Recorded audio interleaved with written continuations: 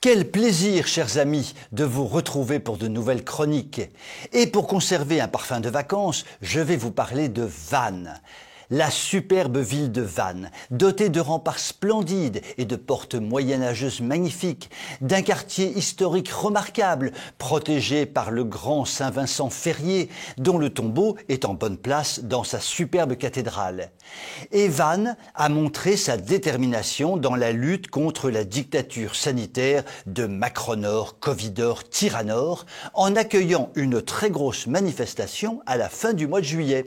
Les organisateurs attendaient 3000 personnes, il en est venu presque 10 000, dont votre très modeste chroniqueur. Chapeau bas les Morbihanais, la chouannerie n'est pas morte et Macronor, Covidor, Tyrannor peut avoir du souci à se faire du côté de la sombre forêt de Brocéliande. Cela dit, si cette bonne ville de Vannes peut avoir une face lumineuse, elle peut aussi offrir le sinistre visage de la soumission la plus glauque. En effet, quelques semaines avant cette manifestation de juillet, manifestation de la liberté contre la dictature, les élus vanntais ont dérapé grave, je veux dire, en votant une résolution d'une bêtise historique. En effet, les élus LREM ont fait voter, lors d'un conseil municipal, une motion déclarant « Vannes, espace de liberté LGBT ». C'était important de faire voter que Vannes était un espace de liberté LGBT. Chacun sait que LGBT est partout chez elle en Occident, impose sa loi à tous les niveaux de la société, mais il était important pour les élus vanntais d'exprimer leur contentement face à cette dictature LGBT. Ils auraient pu intituler leur motion « Vannes, espace de liberté pour la dictature LGBT », mais ils n'ont pas dû y penser. La droite et le centre, pourtant majoritaires, ont eu le courage de Ponce Pilate.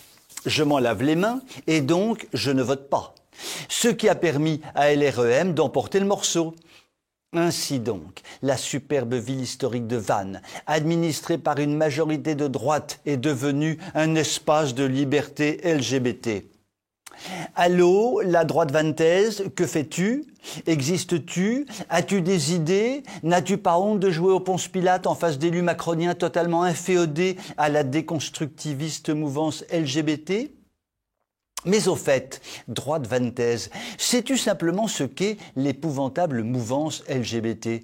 T'es-tu renseigné avant d'aller faire du ski nautique polluant sur le golfe du Morbihan? Finalement, reste-t-il encore quelques élus représentant une droite des valeurs à Vannes? Disons-le haut et fort, une fois de plus, la preuve nous est donnée de la soumission inouïe d'un nombre considérable d'élus, toutes tendances politiques confondues, à la dictature mondiale LGBT, dont le but avoué de façon explicite est de détruire le monde ancien et ses valeurs traditionnelles. Dieu merci, quelques nations occidentales, comme la Hongrie par exemple, luttent frontalement contre cette dictature.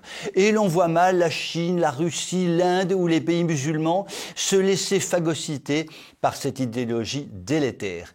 Une fois de plus, et par cet exemple caricatural de Vannes, l'on voit que le grand écroulement concerne prioritairement un monde occidental poussé à la décadence par ses élites décadentes. Mais que ces élites se le disent, le peuple n'a pas dit son dernier mot. Je vous souhaite une très bonne soirée.